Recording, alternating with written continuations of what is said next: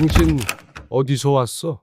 평범해 보였던 상류층 가족의 일상에 서서히 균열이 생기기 시작합니다. 겉으로는 완벽한 변호사 며느리, 그러나 그녀의 미소 뒤엔 섬뜩한 진실이 숨어 있었습니다. 그리고 지하실, 그 문 뒤에서 들려오는 도와주세요. 영상 시청, 전 구독과 좋아요, 알림 설정 꼭 눌러주세요. 가을비가 창문을 간지리던 그날 오후, 박준호의 떨리는 손가락이 오래된 사진첩 위를 더듬었습니다. 62년의 세월이 깊게 파낸 주름과 갈색 반점 사이로 한 방울의 눈물이 사진 위에 떨어졌습니다. 그는 서둘러 손수건으로 닦아냈습니다. 강남 서초구 고급 빌라 단지. 그의 아파트는 오래된 나무의 향기와 정막이 공존하는 공간이었습니다. 한때 중견 건설 회사의 회장으로서 휘둘렀던 권력은 이제 벽면의 감사패와 빛바랜 사진 몇 장으로만 남아 그의 공허한 일상을 묵묵히 지켜보고 있었습니다. 전화벨이 울렸습니다. 가슴이 덜컥 내려앉았습니다. 어쩐지 오늘따라 불길한 예감이 그를 짓누르고 있었습니다. 아버님, 이번 주말에 저희 집에서 식사하시면 어떨까요? 전화기 너머로 들려오는 며느리, 정서연의 목소리는 언제나처럼 완벽하게 통제된 억양이었습니다. 호텔 로비에서 울리는 피아노 선율처럼 정제되어 있었지만 어딘가 비인간적인 차가움이 느껴졌습니다. 유명 로펌 출신의 변호사, 재벌가의 둘째 딸로 자란 서연은 그의 아들 지훈과 결혼한 지 3년째였습니다. 그래, 가마. 뭐 필요한 거 있으면 말해라. 준호의 손가락이 전화기 화면을 끊자 갑자기 집안의 정적이 귓속으로 밀려들었습니다. 창밖으로 흐르는 비의 속삭임만이 그 공허함을 간신히 채우고 있었습니다. 목구멍이 바짝 말라붙는 느낌과 함께 불편한 감각이 그의 뱃속을 날카롭게 훑고 지나갔습니다. 늘 완벽했던 며느리의 목소리에 감지된 미세한 떨림. 그것이 무엇인지 확신할 수는 없었지만 등줄기를 타고 흐르는 한기만은 부정할 수 없었습니다. 토요일 저녁 서초동의 고급 빌라 앞에 서서 준호는 심호흡을 했습니다. 손에 쥔 와인병이 그의 불안한 심장처럼 흔들렸습니다. 정갈한 정장 차림으로 초인종을 누르자 마치 기다리고 있었다는 듯 문이 즉시 열렸습니다. 서연이 완벽한 미소를 입에 걸고 그를 맞이했습니다. 눈부시게 흰 블라우스와 검은색 스커트, 은은하게 빛나는 진주 목걸이까지 그녀의 모든 것은 계산된 균형과 절제의 미학으로 가득했습니다. 아버님, 오셨네요. 들어오세요. 거실은 따뜻한 조명 아래 완벽하게 정돈되어 있었습니다. 하지만 그 완벽함 속에서 준호는 이상한 냉기를 느꼈습니다. 너무 완벽해서 오히려 어색한, 마치 전시된 모델하우스 같은 느낌이었습니다. 식탁에는 이미 정성스럽게 차려진 음식들이 놓여 있었고 와인잔에는 루비색 액체가 차갑게 반짝였습니다. 아들은? 지훈이는 아직 퇴근하지 못했어요. 중요한 사건이 있어서 서연의 말에 준호는 침묵으로 답했습니다. 심장이 묵직하게 가라앉는 느낌이었습니다. 서울중앙지검 경제범죄부 검사인 아들은 언제나 정의를 위해 밤을 새우는 사람이었습니다. 어쩌면 그런 아들의 성격 때문에 이 완벽한 가면을 쓴 여자가 그의 곁에 있는 것인지도 모른다는 생각이 스쳐 지나갔습니다. 식사 준비는 제가 했어요. 하지만 마무리는 서연의 말이 채 끝나기도 전에 주방에서 발소리가 들렸습니다. 준호의 심장이 갑자기 빨라졌습니다. 단정한 앞치마를 두른 젊은 여성이 조심스럽게 걸어 나왔습니다. 검은 머리카락이 얼굴을 가리고 있어 처음에는 얼굴이 잘 보이지 않았습니다. 아버님, 저희 새로 모신 가정부예요. 이하은 씨라고 합니다. 그 순간이었습니다. 가정부가 고개를 들어 인사를 하는 순간 준호의 심장이 뛰는 것을 멈췄습니다. 숨이 턱 막히고 온몸에 피가 얼어붙는 느낌이었습니다. 와인잔을 쥔 손에 힘이 들어가 손가락 마디가 하얗게 변했습니다. 그녀의 얼굴, 특히 눈매와 미소가 마치 유령을 본 것처럼 준호는 창백해졌습니다. 20년 전 그가 잃어버린 사람과 너무나 닮아 있었습니다. 안녕하세요, 회장님. 처음 뵙겠습니다. 하은의 목소리는 부드럽고 조용했습니다. 지방 억양이 살짝 묻어있는 말투였습니다. 그녀가 공손하게 인사한 후 다시 주방으로 향하는 뒷모습을 준호의 시선이 절박하게 좇았습니다. 심장이 귀가 찢어질 듯한 소리를 내며 뛰기 시작했습니다. 손바닥에 식은땀이 배어 나왔습니다. 서연이 와인을 따르며 미소 지었습니다. 남대문 시장 근처에서 일하던 분이에요. 추천을 받아서 모셨죠.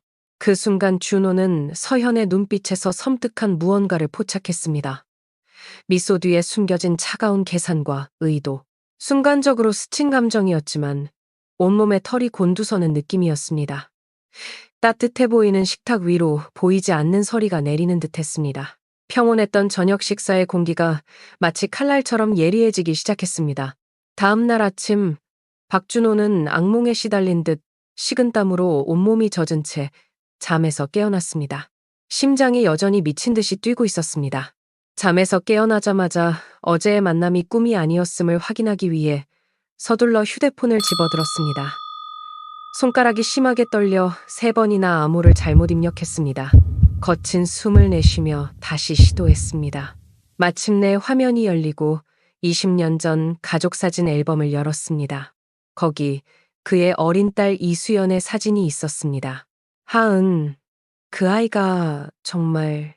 목구멍이 바짝 말라붙고 가슴이 무너져 내리는 듯한 통증이 느껴졌습니다. 수연이와 가정부 하은은 단순히 닮은 정도가 아니었습니다. 특히 눈 밑에 작은 점, 웃을 때 오른쪽으로 기우는 입꼬리. 우연의 일치라기엔 너무 많은 공통점이었습니다. 갑자기 방 안의 공기가 희박해진 것 같았습니다. 창문 너머로 비치는 가을, 햇살이 눈을 찌르듯 눈부셨습니다. 20년 전 전처와의 이혼 후 그는 딸 수연의 양육권을 포기했습니다. 그리고 몇 년 후 전처가 재혼하면서 수연이와의 연락마저 완전히 끊겼습니다. 떨리는 손으로 준호는 오래된 서랍을 열었습니다. 가장 깊은 곳에 숨겨둔 수연이의 마지막 편지를 꺼냈습니다. 얼룩진 종이, 서툰 글씨체로 쓰인 아빠 보고 싶어요 라는 문장이 그의 가슴을 송곳으로 후벼 파는 듯 했습니다. 손끝이 종이 위에서 심하게 떨렸고 뺨 위로 뜨거운 것이 흘러내렸습니다. 장 부장, 지금 당장 와보게. 준호의 목소리는 평소와 달리 절박함으로 가득했습니다. 오랜 오른팔인 장 부장은 1시간도 채 지나지 않아 도착했습니다. 고급 세단에서 내린 그는 준호의 창백한 얼굴을 보자마자 심각한 표정을 지었습니다. 공기 중에 무언가 끔찍한 일이 벌어졌음을 알리는 긴장감이 감돌았습니다. 이 여자, 이하은이라는 가정부야. 내 며느리 집에서 일하고 있어. 준호는 하은의 사진을 장 부장에게 보여주었습니다. 그의 손이 여전히 떨리고 있었습니다. 모든 것을 알아내게. 출신부터 학력, 가족관계까지. 특히 이름을 바꾼 적이 있는지도 철저히 확인해. 한치의 오차도 용납할 수 없네. 장 부장은 깊이 숨을 들이마시고 묵묵히 고개를 끄덕였습니다. 그는 준호의 얼굴에서 오래도록 보지 못했던 절박함과 고통을 읽었습니다. 마치 다시 살아나기 시작한 불꽃 같았습니다. 그날 오후 준호는 견딜 수 없는 조바심에 아들 부부의 집을 다시 찾았습니다.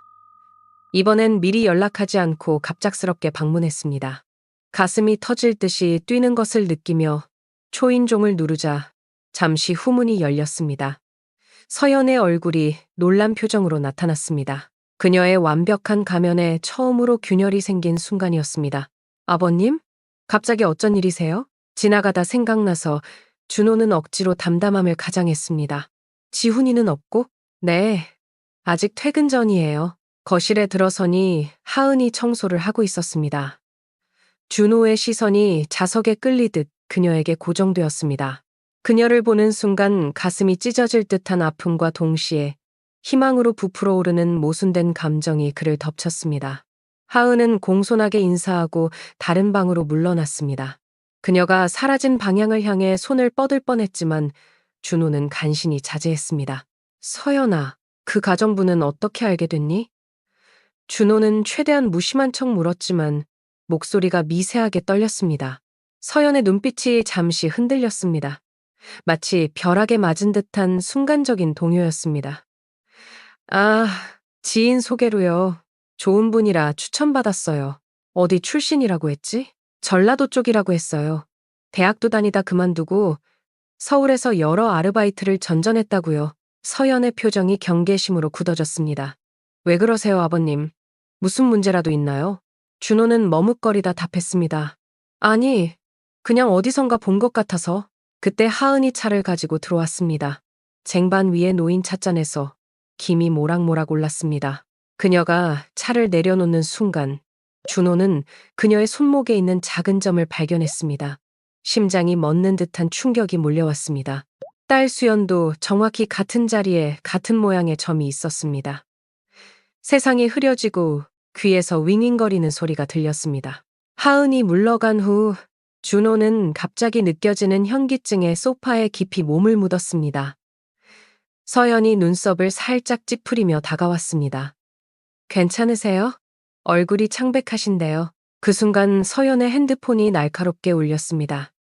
그녀는 잠시 양해를 구하고 통화를 위해 방으로 들어갔습니다.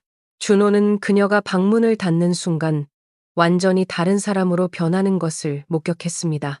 완벽한 며느리의 가면이 순식간에 벗겨지고 차갑고 날카로운 독사의 목소리가 들려왔습니다. 그러라고 했잖아. 내가 시키는 대로만 해. 그렇지 않으면 너도 알잖아. 어떻게 되는지. 분노와 위협이 섞인 속삭임이었지만 준호의 귓가에는 폭풍우처럼 울려 퍼졌습니다. 서연의 완벽한 가면 뒤에 숨겨진 진짜 본색이 드러나는 순간이었습니다. 등줄기로 차가운 땀이 흘렀고 온몸이 얼어붙는 공포가 엄습했습니다. 얼마 후 서연이 다시 나왔을 때 그녀의 얼굴은 다시 완벽한 미소를 되찾고 있었습니다. 마치 방금 전의 일이 환각이었던 것처럼. 하지만 준호는 알았습니다. 그 차가운 목소리, 그 냉혈한 눈빛, 그것이 서연의 진짜 모습이라는 것을, 그리고 그 사실이 그의 가슴에 뿌리 깊은 두려움을 심었습니다. 아버님, 좀 쉬다 가세요. 저녁 준비할게요. 준호는 고개를 저었습니다. 아니, 갈란다. 갑자기 생각날 일이 있어서. 집으로 돌아오는 길 준호의 머릿속은 폭풍우 속의 배처럼 격렬하게 흔들렸습니다. 하은이, 정말 그의 잃어버린 딸 수연일까? 그리고 서현은, 그녀는 확실히 뭔가를 숨기고 있었고 하은을 위협하고 있는 것이 분명했습니다. 차창 밖으로 스쳐 지나가는 서울의 풍경이 갑자기 무섭도록 낯설게 느껴졌습니다. 그의 가슴 속에는 희망과 불안, 기쁨과 공포가 뒤엉켜 폭발 직전의 화약꽃처럼 요동쳤습니다. 이틀 후 장 부장으로부터 첫 보고가 왔습니다. 박준호는 자신의 사무실에 앉아 유리창 너머로 보이는 서울의 스카이라인을 바라보며 그의 이야기를 경청했습니다. 창밖으로는 가을 하늘이 점점 더 깊은 청색으로 물들어가고 있었습니다. 심장은 여전히 불규칙하게 뛰고 있었고 손가락은 책상을 초조하게 두드리고 있었습니다. 회장님, 이하은이라는 여성의 기본 정보는 확인했습니다. 장 부장의 목소리가 무겁게 울렸습니다. 전라남도 순천 출신, 지방대 영문과 3학년 중퇴, 현재 28세입니다. 부모는 일찍 사망했다고 합니다. 5년 전 서울로 올라와 여러 아르바이트를 전전했고 최근까지 남대문 시장 근처 카페에서 일했습니다. 준호의 눈빛이 날카로운 검의 날처럼 빛났습니다. 과거 이력은? 이름 변경 기록은 없어? 그의 목소리는 절박했습니다. 그건 좀 더 시간이 필요합니다. 호적 조회에 어려움이 있어서요. 그녀의 기록에 이상한 부분이 있습니다. 마치 의도적으로 흔적을 지운 것 같기도 합니다. 준호는 깊은 한숨을 내쉬었습니다. 손가락으로 책상을 더 세게 두드리던 그는 문득 결심한 듯 자리에서 벌떡 일어났습니다. 창밖의 하늘이 갑자기 더 가깝게 느껴졌습니다. 남대문 시장이라고 했지? 직접 가보겠네. 쌀쌀한 가을바람이 남대문 시장의 좁은 골목을 휩쓸고 있었습니다. 준호는 오랜만에 혼자서 대중교통을 이용해 이곳까지 왔습니다. 심장이 목구멍까지 차오르는 느낌으로 그는 지팡이에 의지한 채 천천히 시장을 거닐었습니다. 칼바람이 뺨을 스치고 지나갔지만 그의 내면은 불타오르는 듯 했습니다. 장 부장이 알려준 커피 한 잔 카페를 찾아 들어갔습니다. 카페 안은 아늑했습니다. 오래된 재즈 음악이 공간을 부드럽게 감싸고 벽면에는 빛바랜 사진들이 걸려 있었습니다. 커피 향과 따뜻한 빵 냄새가 코끝을 간지렸습니다. 준호는 카운터로 다가가 나이 지긋한 여주인에게 물었습니다. 그의 목소리는 떨렸습니다. 여기서 일하던 이하은 씨를 아세요? 여주인의 눈이 커졌습니다. 하은이요? 네, 알죠. 정말 좋은 아이였어요. 손님들한테도 인기 많았고 항상 책을 읽곤 했죠. 뭔가 슬픈 눈빛을 가진 아이였어요. 준호의 심장이 격렬하게 뛰었습니다. 지금은 안 나오나요? 한 달 전쯤 그만뒀어요. 좋은 자리가 생겼다고. 근데 그때 좀 이상했어요. 마치 누군가에게 강요받은 것처럼 보였거든요. 여주인의 눈에 의구심이 어렸습니다. 왜 찾으세요, 혹시? 준호는 잠시 망설이다 떨리는 목소리로 대답했습니다. 제가 알던 사람과 너무 닮아서요. 혹시 그 아이에 대해 더 아는 것이 있나요? 무엇이든 도움이 될 것 같습니다. 여주인은 잠시 생각하더니 카운터 아래에서 낡은 가죽 커버의 작은 노트를 꺼냈습니다. 하은이가 가끔 시를 썼어요. 손님이 없을 때면 이 노트에 뭔가를 끄적거렸죠. 그만두면서 놓고 갔는데 혹시 도움이 될까 해서. 준호는 떨리는 손으로 노트를 받았습니다. 손끝에서 전해지는 노트의 촉감이 마치 딸의 손을 잡은 것처럼 따뜻하게 느껴졌습니다. 페이지를 넘기자 정갈한 글씨체로 쓰인 시들이 눈에 들어왔습니다. 그중 한 페이지에 쓰인 구절이 그의 시선을 사로잡았고 심장을 얼어붙게 했습니다. 어린 날의 바다, 아버지의 손, 사라진 파도. 내 이름은 바뀌었어도 그 기억만은 지울 수 없네. 사라진 웃음소리를 찾아 해변을 걷지만 모래알처럼 흩어진 추억만이 발밑에 남네. 심장이 미친 듯이 쿵쾅거렸습니다. 숨이 멎을 것 같았습니다. 수연이와의 마지막 추억은 바닷가였습니다. 그녀의 작은 손을 잡고 파도를 쫓던 그날, 그들은 웃음소리로 해변을 가득 채웠습니다. 준호의 눈시울이 뜨거워지고 목구멍이 메어왔습니다. 손이 심하게 떨려 노트를 거의 떨어뜨릴 뻔했습니다. 이 노트, 가져가도 될까요? 그의 목소리는 애원하듯 떨렸습니다. 물론이죠. 하은이도 좋아할 거예요. 사실, 그 아이가 종종 아버지 이야기를 했어요. 그리워하는 것 같았죠. 그 말에 준호의 심장이 산산조각 나는 것 같았습니다. 눈물이 볼을 타고 흘러내렸지만 그는 서둘러 손으로 닦아냈습니다. 카페를 나온 준호는 근처 벤치에 힘없이 주저앉았습니다. 다리가 후들거려 더 이상 걸을 수 없었습니다. 노트를 더 자세히 들여다보았습니다. 페이지마다 하은의 내면 세계가 펼쳐져 있었습니다. 외로움, 그리움, 버려진 듯한 상실감. 그리고 마지막 페이지에 이르러 준호는 숨을 멈췄습니다. 심장이 멎는 듯한 충격이 몰려왔습니다. 거기에는 어린아이의 그림이 붙어 있었습니다. 수연이가 어렸을 때 그렸던 바로 그 그림이었습니다. 아빠와 딸이 손을 잡고 있는 단순한 그림이었지만 준호에게는 전 세계를 다 준 것보다 더 소중한 보물이었습니다. 수연아. 눈물이 폭포수처럼 볼을 타고 흘러내렸습니다. 더 이상 감정을 억누를 수 없었습니다. 가슴이 찢어질 듯한 통증과 동시에 딸을 찾았다는 믿기 힘든 기쁨이 그를 압도했습니다. 확신이 들었습니다. 하은은 그의 잃어버린 딸 수연임이 틀림없었습니다. 하지만 왜 그녀는 가명으로 살고 있는 것일까? 그리고 어쩌다 지훈의 집 가정부가 된 것일까? 무엇보다 서연은 이 사실을 알고 있었을까? 이틀 후 준호는 하은을 다시 만나기 위해 근처 카페에서 기다렸습니다. 손은 여전히 떨리고 가슴은 마치 폭풍우 치는 바다처럼 요동쳤습니다. 장 부장의 보고에 따르면 하은은 매주 목요일 오후에 잠시 외출한다고 했습니다. 그리고 그녀가 자주 들르는 곳이 바로 이 카페였습니다. 시간이 흘러 오후 3시 카페 문이 열리고 하은이 들어왔습니다. 그녀는 책을 한 권 들고 있었고 약간 지친 표정이었습니다. 준호는 심장이 터질 것 같은 느낌에 잠시 숨을 고르고 천천히 그녀에게 다가갔습니다. 손바닥에서는 식은땀이 흘렀고 다리는 천근의 무게로 무거웠습니다. 하은 씨, 맞죠? 하은은 놀란 듯 고개를 들었습니다. 그녀의 눈에 순간적으로 공포가 스쳤습니다. 아, 회장님. 여기서 뵐 줄은 몰랐어요. 우연히 지나가다가 혹시 잠시 이야기 나눌 수 있을까요? 준호의 목소리는 애원하듯 떨렸습니다. 하은의 눈빛에 경계심이 서렸지만 이내 고개를 끄덕였습니다. 두 사람은 카페 구석자리에 앉았습니다. 창밖으로 노을이 붉게 물들기 시작했습니다. 준호의 손은 여전히 떨렸고 하은은 그것을 눈치챈 듯 불안하게 손가락으로 책 표지를 만지작거렸습니다. 하은 씨, 혹시 어렸을 때 바다에 가본 적 있나요? 준호는 조심스럽게 물었습니다. 목소리에는 간절함이 묻어 있었습니다. 하은의 표정이 미묘하게 변했습니다. 눈동자가 흔들리고 입술이 미세하게 떨렸습니다. 네, 어릴 때 몇 번 가봤어요. 누구와 함께요? 준호의 심장이 더 빠르게 뛰었습니다. 부모님과요.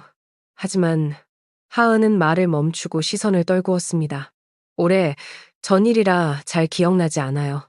준호는 주머니에서 작은 사진 한 장을 꺼냈습니다.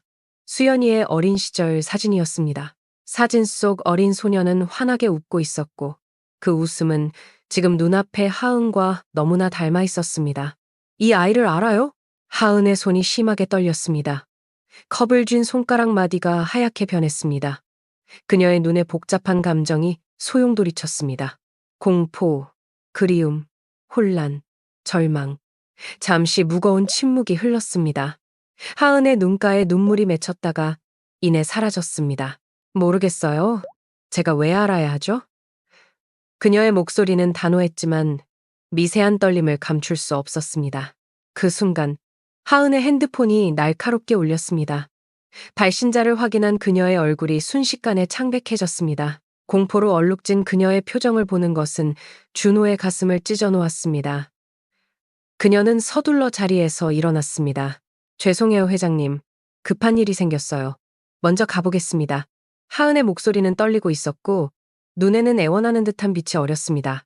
하은이 황급히 카페를 나가는 모습을 지켜보며 준호는 그녀의 눈에서 본 감정을 떠올렸습니다. 두려움, 혼란, 그리고 부정할 수 없는 그리움. 그 감정들이 너무나 선명해서 준호의 심장은 더욱 확신으로 가득 찼습니다. 하은은 분명 그의 딸이었습니다. 그리고 누군가가 아마도 서연이 그녀를 위협하고 있었습니다. DNA 검사만이 최종 확인이 될 것입니다. 어떻게든 증거를 얻어야 했고 그것도 빨리.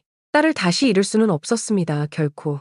카페에서의 만남 이후 준호는 하은에게 다시 연락을 시도했지만 번번이 실패했습니다. 그녀의 휴대폰은 꺼져 있었고 아들 내외의 집에 전화해도 그녀는 항상 자리에 없다는 대답뿐이었습니다. 불안과 초조함이 그의 가슴을 갉아먹기 시작했습니다. 무언가 심상치 않았습니다. 한 번 찾은 딸을 다시 잃을지도 모른다는 공포가 그를 사로잡았습니다. 그는 장 부장에게 수차례 전화했습니다. 목소리는 점점 더 절박해졌습니다. 하은 씨의 동향을 계속 살피게. 뭔가 이상해. 반드시 찾아야 해. 3일째 되는 밤 준호는 잠들지 못하고 창가에 서서 서울의 불빛을 바라보았습니다. 창문에 비친 자신의 모습은 완전히 달라져 있었습니다.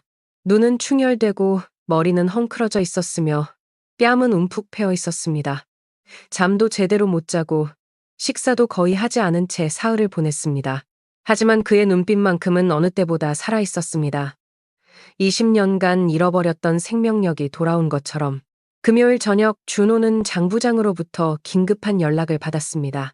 그의 목소리는 평소와 달리 긴장감이 가득했고 말투는 서둘렀습니다.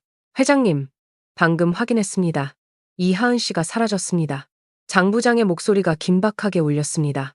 어제부터 집 밖으로 나오지 않았는데 오늘 아침 정서연 씨가 검은색 세단과 함께 어딘가로 떠났습니다. 그리고 중요한 정보가 있습니다. 준호의 손에 전화기를 쥐님이 세저 마디가 하얗게 변했습니다. 심장이 폭발할 것처럼 뛰었습니다. 말해보게. 정서연 씨가 최근 자주 만난 사람이 있습니다. 최도윤이라는 남자인데 투자 브로커로 활동하고 있지만 사기 전과가 있는 인물입니다. 둘이 함께 찍힌 사진을 보내드렸습니다. 준호는 떨리는 손으로 메시지를 확인했습니다.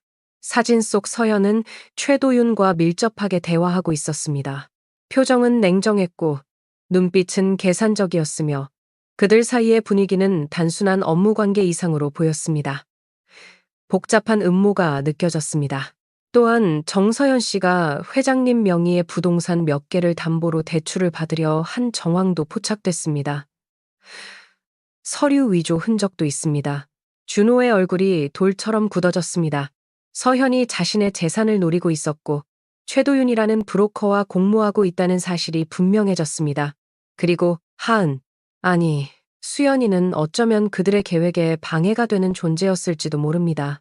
온몸에 소름이 돋았습니다. 장 부장 아들에게 연락했나? 준호의 목소리가 떨렸습니다. 네. 시도했지만 검사님은 중요한 재판 준비로 연락이 닿지 않습니다. 비서에게 메시지는 남겼습니다만 준호는 깊은 한숨을 내쉬었습니다. 창밖으로 어둠이 깊게 내려앉고 있었습니다. 검은 밤하늘이 그의 불안한 마음을 더욱 조여왔습니다. 시간이 없었습니다. 딸이 위험에 처해 있다는 직감이 온몸을 휩쓸었습니다. 그는 결단을 내렸습니다. 직접 가보겠네. 주소를 보내주게. 장 부장이 알려준 곳은 서울 외곽의 한적한 별장이었습니다. 최도윤 명의로 된 이 별장은 울창한 숲으로 둘러싸인 채 철저히 고립되어 있었습니다. 준호는 택시를 타고 근처까지 간 후 남은 거리는 걸어서 이동했습니다. 밤 공기가 칼날처럼 차가웠고 발걸음을 내디딜 때마다 낙엽들이 바스락거려 그의 심장을 더욱 조이게 했습니다. 62세의 노쇠한 몸으로 어둠 속을 걷는 것은 쉽지 않았습니다. 무릎이 아프고 호흡이 가빠졌지만 그는 멈추지 않았습니다. 가슴 속에서 불타오르는 분노와 두려움, 그리고 딸을 구하겠다는 절박한 의지가 그를 앞으로 나아가게 했습니다. 별장 주변을 살피던 그는 검은색 세단을 발견했습니다. 서연이 타고 온 차량이 틀림없었습니다. 심장이 목구멍까지 차오르는 것 같았습니다. 손에 쥔 지팡이가 떨렸지만 딸을 찾겠다는 일념 하나로 그의 발걸음은 흔들림이 없었습니다. 별장 창문으로 흘러나오는 희미한 빛을 따라 준호는 조심스럽게 다가갔습니다. 숨을 죽이고 창문 틈으로 안을 들여다보니 서현과 최도윤이 격렬하게 대화를 나누고 있었습니다. 서현의 얼굴은 완전히 달라져 있었습니다. 평소에 우아하고 세련된 가면은 온데간데 없고 냉혹하고 계산적인 표정만이 남아 있었습니다. 그들의 표정은 심각했고 서현의 손에는 서류 뭉치가 들려 있었습니다. 이대로면 모든 재산이 우리 손에 들어와 준호 회장은 이미 노망이 시작됐어. 치매 진단만 받으면 법적으로도 문제없어. 내가 그 늙은이 재산을 다 가져올 거야. 최도윤의 목소리가 또렷하게 들려왔습니다. 준호의 뺨에 분노의 열기가 번졌고 손에 쥔 지팡이를 꽉 움켜쥐었습니다. 평생 쌓아온 재산보다 더 중요한 것이 있었습니다. 바로 그의 딸. 근데 그 가정부는 어떻게 할 거야? 의심받기 시작했어. 그 늙은이가 눈치챈 것 같던데. 최도윤이 물었습니다. 그의 목소리에 초조함이 묻어 있었습니다. 서연의 대답은 얼음장처럼 차가웠습니다. 걱정 마. 지하실에 가뒀어. 우리가 계획을 마무리할 때까지만 조용히 있으면 돼. 필요하면 영원히 조용히 해야 할 수도 있고. 준호의 심장이 덜컥 내려앉았습니다. 숨이 멎는 듯한 공포가 엄습했습니다. 지하실. 하은이 갇혀있다는 말이었습니다. 그리고 서연의 마지막 말은 살해 위협이었습니다. 그는 별장 뒤편으로 돌아 지하 입구를 찾기 시작했습니다. 나이 든 몸이 버거웠지만 딸을 구하겠다는 의지가 그를 움직였습니다. 심장은 터질 듯이 뛰었고 온몸은 땀으로 젖었습니다. 별장 뒤편에 작은 문이 보였습니다. 지하로 통하는 입구였습니다. 문은 무거운 자물쇠로 잠겨 있었습니다. 준호는 주변을 살펴 돌멩이를 찾아 자물쇠를 내리치기 시작했습니다. 소리가 날까 두려웠지만 그보다 더한 두려움 딸을 영영 잃을지도 모른다는 공포가 그를 몰아붙였습니다. 7번째 내리치자 자물쇠가 마침내 부서졌습니다. 쇳소리와 함께 문이 삐걱거리며 열렸습니다. 퀴퀴한 냄새와 축축한 공기가 코를 찔렀습니다. 좁은 계단을 따라 내려가는 준호의 다리가 후들거렸습니다. 지팡이에 의지한 채 한 계단, 한 계단 내려갔습니다. 심장은 마치 폭풍 우치는 바다처럼 요동쳤고 숨은 거칠게 내쉬어졌습니다. 어둠 속에서 희미한 빛이 보였습니다. 계단 끝에 도달한 준호는 작은 방을 발견했습니다. 그리고 그곳에 그녀가 있었습니다. 하은은 의자에 묶인 채 고개를 떨구고 있었습니다. 그녀의 머리카락은 헝클어져 있었고 얼굴에는 작은 상처가 있었습니다. 준호의 심장이 멎는 것 같았습니다. 20년 전 잃어버린 딸을 이런 상태로 다시 만나다니 가슴이 찢어질 듯한 고통이 몰려왔습니다. 하은아, 아니, 수연아. 그의 떨리는 목소리에 하은이 천천히 고개를 들었습니다. 그녀의 얼굴은 핏기 하나 없이 창백했고 눈가에는 눈물 자국이 선명했습니다. 그녀의 입에는 테이프가 붙어 있었고 손목은 밧줄로 단단히 묶여 피가 맺혀 있었습니다. 준호는 서둘러 그녀에게 다가가 테이프를 떼어냈습니다. 하은의 입술이 파르르 떨렸고 눈에서는 눈물이 흘러내렸습니다. 회장님, 어떻게 여기까지? 빨리 도망가세요. 위험해요. 그녀의 목소리는 갈라지고 약했습니다. 괜찮아. 이제 데려갈게. 내가 지킬게. 준호의 목소리는 단호했지만 손은 여전히 떨렸습니다. 준호가 하은의 묶인 손을 풀기 시작했을 때 위층에서 무거운 발소리가 들렸습니다. 심장이 덜컥 내려앉았습니다. 서연과 최도윤이 내려오고 있었습니다. 시간이 없었습니다. 준호는 필사적으로 매듭을 풀었지만 노인의 손가락은 충분히 빠르지 못했습니다. 회장님, 제가 사실은 하은의 목소리가 흐느낌으로 갈라졌습니다. 하은의 눈에서 눈물이 폭포수처럼 흘러내렸습니다. 준호는 따뜻한 눈빛으로 그녀를 바라보았습니다. 가슴이 찢어질 듯 했지만 동시에 이상한 평온함이 그를 감쌌습니다. 알아, 내 딸이지? 수연이, 내 소중한 딸. 그 순간 지하실 문이 요란한 소리와 함께 활짝 열렸습니다. 서연과 최도윤이 놀란 표정으로 그들을 바라보고 있었습니다. 서연의 얼굴이 분노로 일그러졌고 최도윤의 손에는 날카로운 칼이 들려 있었습니다. 아버님, 여기서 뭐 하시는 거예요? 서연의 목소리는 이제 더 이상 부드럽거나 공손하지 않았습니다. 차갑고 날카로운 진짜 그녀의 목소리였습니다. 준호는 천천히 일어나 그들을 마주했습니다.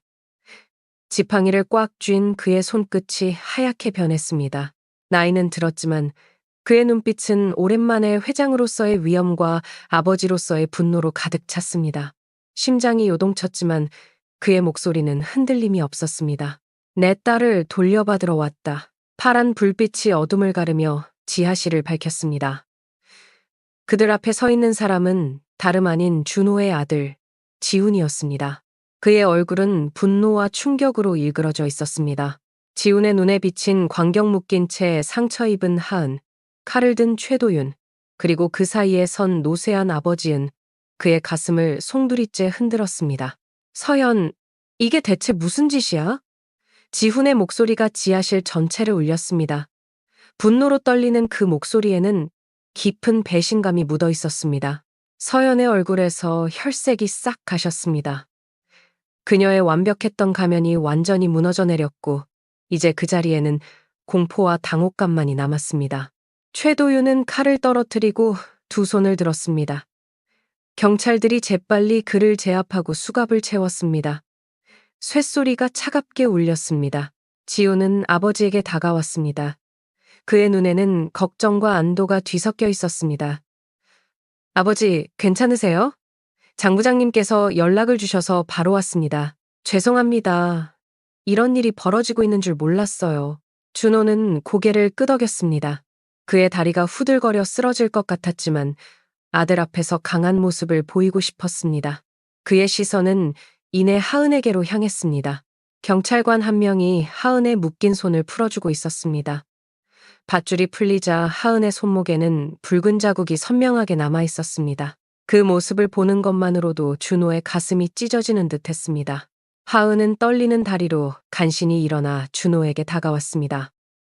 그녀의 눈에서는 눈물이 끊임없이 흘러내렸고 온몸은 여전히 떨고 있었습니다. 그러나 그녀의 눈빛만큼은 이상하게 맑고 또렷했습니다. 마치 오랜 악몽에서 깨어난 듯한 표정이었습니다. 회장님, 아니 아버지, 그 한마디에 준호의 눈에서 뜨거운 눈물이 폭포수처럼 흘러내렸습니다. 그토록 듣고 싶었던 20년간 그리워했던 딸의 목소리가 아버지라고 부르는 그 소리에 가슴이 터질 듯 했습니다. 하은의 눈에도 눈물이 가득 고였습니다. 20년의 시간이 두 사람 사이에 머물렀다가 눈물과 함께 녹아내리는 듯 했습니다. 정말 내 딸이 맞니? 수연이 맞니? 준호의 목소리는 떨림으로 가득했고 그의 손은 하은의 얼굴을 만지려다 주저했습니다. 마치 만지면 사라질까 두려운 듯 했습니다. 하은은 고개를 끄덕였습니다. 그녀의 손이 심하게 떨렸고 입술이 파르르 떨렸습니다. 맞아요. 저는 이수연이에요. 그 순간 지하실 전체가 멈춘 듯 했습니다. 지훈의 눈이 놀라움으로 커졌고 서현의 얼굴은 완전히 창백해졌습니다. 준호는 믿을 수 없다는 듯 하은의 아니 수연의 얼굴을 양손으로 감쌌습니다. 그의 거친 손끝이 딸의 얼굴을 부드럽게 어루만졌습니다. 기억이 희미했어요. 수연의 목소리가 흐느낌으로 끊겼습니다. 어머니가 재혼하면서 제 이름도 바뀌었고, 새아버지는 제게 아버지에 대한 이야기를 절대 하지 말라고 했어요. 하지만 어릴 적 사진과 편지, 그리고 그 바닷가의 기억, 그건 잊을 수 없었어요. 수연의 목소리가 떨렸고 어깨는 흐느낌으로 들썩였습니다. 준호는 참을 수 없는 슬픔과 기쁨이 뒤섞인 감정의 딸을 품에 안았습니다. 딸의 온기가 그의 가슴에 전해지자 20년간 얼어붙었던 심장이 다시 뛰기 시작하는 것 같았습니다. 하지만 서연 씨가 저를 알아봤어요. 제가 회장님의 친딸이라는 걸. 수연의 목소리가 다시 떨렸습니다. 제가 회장님을 찾기 위해 가정부로 지원했다는 것도 알아챘어요. 그리고 저를 협박했어요. 회장님께 접근하지 말라고. 그렇지 않으면. 수연의 말에 지훈이 서연을 향해 차갑게 바라보았습니다. 그의 눈빛에는 분노와 함께 깊은 배신감이 서려 있었습니다. 서연의 얼굴은 이제 완전히 가면이 벗겨진 채 공포에 질려 있었습니다. 그녀는 더 이상 변명할 말조차 찾지 못했습니다. DNA 검사를 받아봐야 확실히 알 수 있을 거예요. 수연이 떨리는 목소리로 말했습니다. 그녀의 눈에는 여전히 불안함이 서려 있었습니다. 마치 꿈에서 깨어나면 모든 것이 사라질까 두려운 듯 했습니다. 준호는 따뜻하게 미소 지었습니다. 그의 눈가에는 주름이 깊게 패였지만 그 눈빛만큼은 젊음과 생기로 가득했습니다. 그래, 그럼 확인해보자. 하지만 난 이미 알고 있어. 네가 내 딸이라는 걸. 준호의 목소리에는 확신이 가득했습니다. 너의 그 눈빛, 그 미소, 그리고 무엇보다 내 가슴이 알고 있어. 경찰들이 서연과 최도윤을 연행해 나갔습니다. 지훈은 아내를 바라보며 마지막 한마디도 하지 않았습니다. 그의 표정에는 너무 큰 배신과 충격으로 더 이상의 감정이 들어설 자리가 없어 보였습니다. 대신 그는 아버지와 이제 막 찾은 누나 곁으로 다가왔습니다. 가족이 다시 모였네요. 그의 간단한 한마디에 세 사람은 서로를 바라보았습니다. 비록 상처와 아픔으로 얼룩진 재회였지만 그들의 눈빛 속에는 새로운 시작에 대한 희망이 빛나고 있었습니다. 일주일 후 서울의 한 대형 병원에서 DNA 검사 결과가 나왔습니다. 준호와 수연은 나란히 앉아 결과지를 바라보고 있었습니다. 지훈도 그들 곁에 서 있었습니다. 병실 창문으로 따스한 햇살이 들어와 세 사람을 부드럽게 감쌌습니다. 친자 확률 99.99%. 준호의 목소리가 감격으로 떨렸습니다. 비록 그는 이미 자신의 딸임을 확신했지만 공식적으로 확인된 진실 앞에서 다시 한번 뜨거운 감정이 밀려왔습니다. 세 사람의 눈에 동시에 눈물이 고였습니다. 수연은 조심스럽게 준호의 거친 손을 잡았습니다. 주름지고 반점이 있는 손이었지만 그 온기만큼은 20년 전 바닷가에서 자신의 작은 손을 잡아주던 그때와 다름없었습니다. 아버지, 그 한마디에 담긴 20년의 그리움과 한이 병실을 가득 채웠습니다. 준호는 딸을 품에 안았습니다. 그의 어깨가 격렬한 흐느낌으로 떨렸고 세월의 무게로 굽었던 등이 딸을 안은 그 순간만큼은 곧게 펴진 듯했습니다. 지훈은 조용히 눈물을 닦으며 미소 지었습니다. 그의 표정에는 비록 아내의 배신이라는 상처가 있었지만 잃어버린 가족을 찾은 기쁨이 더 크게 빛나고 있었습니다. 다시는 널 잃지 않을게. 준호의 속삭임이 수연의 귓가에 스며들었습니다. 그의 목소리는 떨렸지만 그 안에는 단단한 약속이 깃들어 있었습니다. 이제부터 내 곁을 지킬게. 내가 지키지 못했던 모든 시간만큼. 수연은 아버지의 품 안에서 고개를 끄덕였습니다. 그녀의 눈물이 준호의 셔츠를 적셨지만 그 눈물은 이제 더 이상 슬픔의 눈물이 아니었습니다. 창밖으로 햇살이 더욱 밝게 비치고 있었습니다. 20년의 어둠을 뚫고 마침내 찾아온 빛처럼 병원을 나서는 세 사람의 발걸음은 가벼웠습니다. 비록 앞으로 넘어야 할 산이 남아 있었지만 그들은 이제 혼자가 아니었습니다. 새로운 시작을 향해 나아가는 가족의 모습이었습니다. 준호는 문득 하늘을 올려다보았습니다. 푸른 하늘에 떠있는 흰 구름이 마치 미소 짓는 것 같았습니다. 이제 함께 바다에 가볼까? 옛날처럼. 준호의 목소리는 떨렸지만 그 안에는 젊은 날의 생기가 돌아와 있었습니다. 수연이 환하게 웃었습니다. 그녀의 웃음소리는 어린 시절 그대로였습니다. 시간은 많은 것을 바꾸었지만 그 웃음만큼은 여전히 준호의 가슴을 따뜻하게 데우는 햇살 같았습니다. 네, 아버지. 이번엔 절대 손 놓지 마세요. 수연의 눈에 맺힌 눈물이 햇살에 반짝였습니다. 준호는 딸의 손을 꼭 잡으며 단단히 약속했습니다. 그의 주름진 손이 딸의 부드러운 손을 감싸 안았습니다. 절대로. 서울중앙지방법원 대법정. 재판이 시작되기 10분 전이었습니다. 법정 안은 긴장감으로 가득했고 방청석에는 사건의 심각성을 알아챈 기자들이 자리를 차지하고 있었습니다. 단정한 정장 차림의 박준호와 이수연이 나란히 앉아 있었습니다. 준호의 손이 수연의 손을 꼭 쥐고 있었습니다. 떨리는 딸의 손을 안심시키려는 듯 했습니다. 수연의 얼굴은 창백했지만 눈빛만큼은 단단했습니다. 더 이상 도망치거나 숨지 않겠다는 결심이 깃들어 있었습니다. 긴장하지 마. 지훈이가 있잖니. 우리 아들은 정의를 위해 살아온 사람이야. 준호의 목소리는 부드러웠지만 그 안에는 확신이 담겨 있었습니다. 수연은 고개를 끄덕였습니다. 그녀의 손이 아버지의 손을 더 꽉 쥐었습니다. 법정 맞은편에는 검은색 정장을 입은 지훈이 자료를 정리하고 있었습니다. 서울중앙지검 경제범죄부 검사로서 그는 이 사건의 담당 검사였습니다. 이례적인 일이었지만 그는 자신의 아내가 피고인인 이 사건을 직접 맡겠다고 고집했습니다. 그의 표정은 그 어느 때보다 단호했고 눈빛은 날카로웠습니다. 개인적인 감정을 초월한 정의에 대한 열망이 그의 모든 행동에서 느껴졌습니다. 피고인 정서현, 최도윤, 입장하세요. 재판장의 선언과 함께 두 피고인이 경찰에 의해 입장했습니다.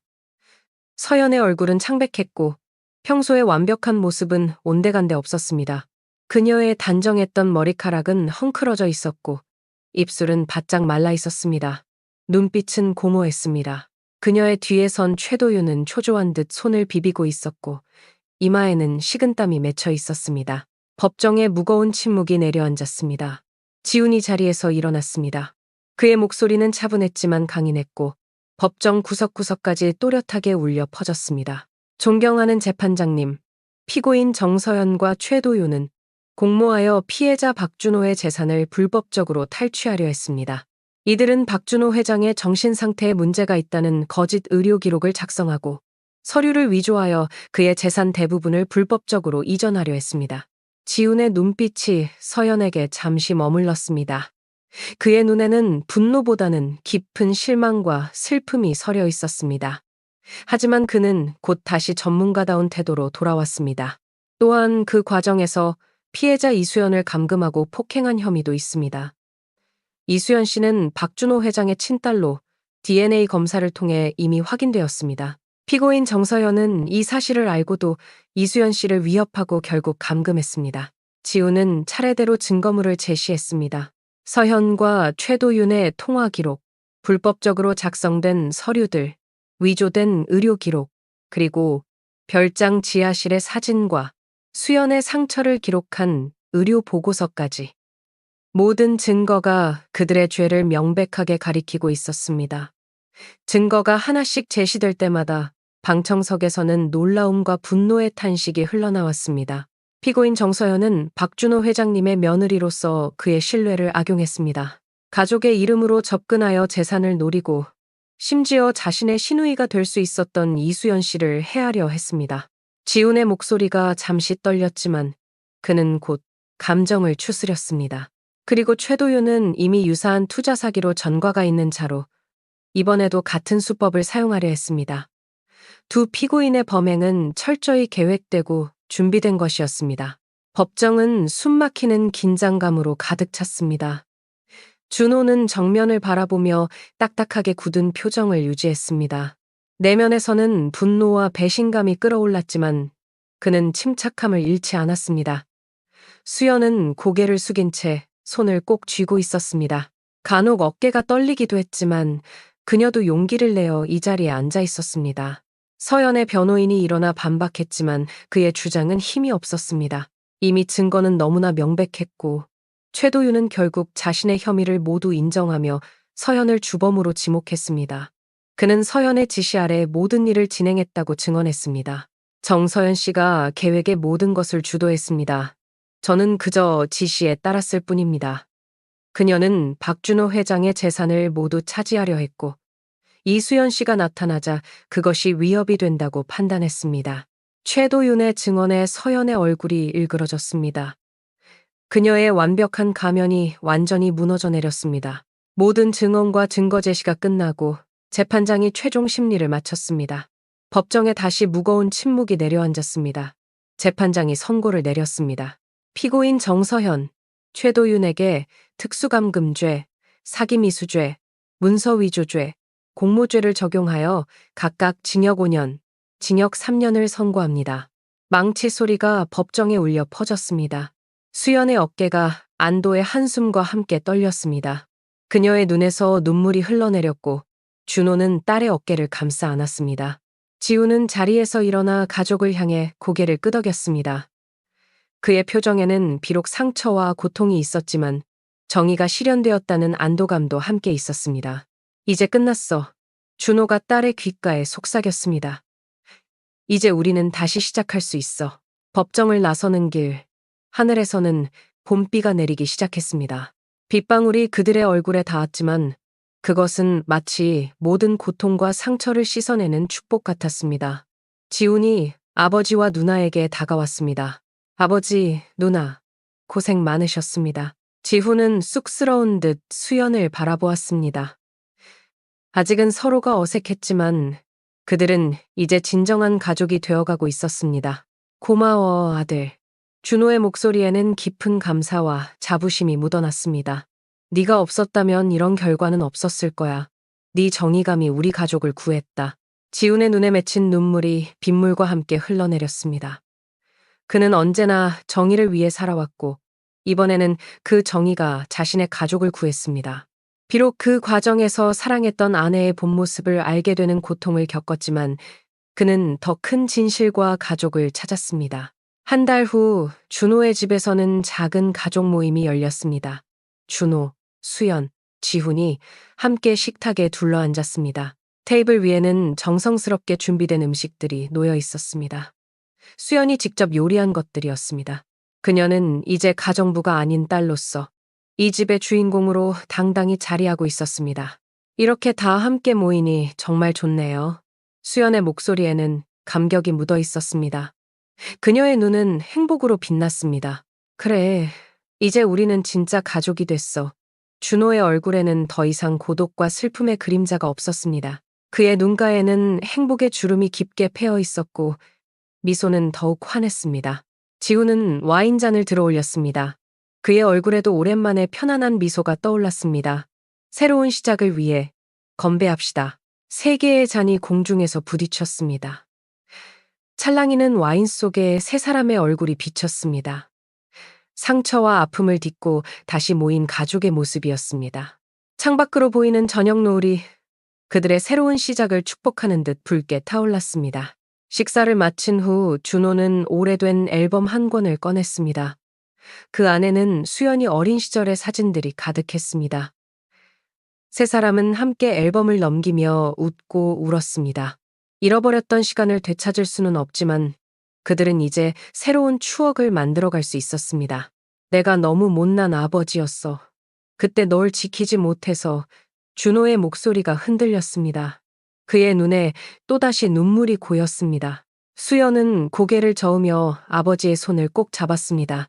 아니에요. 중요한 건 지금이잖아요. 우리가 다시 만났다는 것. 이제부터 우리는 더 이상 헤어지지 않을 거예요. 지훈도 미소 지으며 사진을 바라보았습니다. 이제부터는 좋은 추억만 만들어요. 우리 셋이. 준호는 고개를 끄덕였습니다. 창밖으로 별이 빛나는 밤하늘이 보였습니다. 어둠 속에서도 빛나는 별처럼 그들의 인연도 어떤 시련 속에서도 결국 빛을 발했습니다. 그래, 이제부터는 행복한 일만 있을 거야. 내 남은 인생 너희와 함께할 수 있어 감사하다. 준호의 말에 세 사람은 따뜻한 미소를 나누었습니다. 과거의 아픔을 딛고 새로운 미래를 향해 나아가는 가족의 모습이었습니다. 이제 그들 앞에는 함께할 수 있는 무한한 시간과 가능성이 펼쳐져 있었습니다. 창밖으로 부는 봄바람이 커튼을 살랑거렸습니다. 마치 새로운 시작을 축복하는 듯한 바람이었습니다. 어둠과 고통의 끝이 아닌 사랑과 희망의 진정한 시작의 순간이었습니다.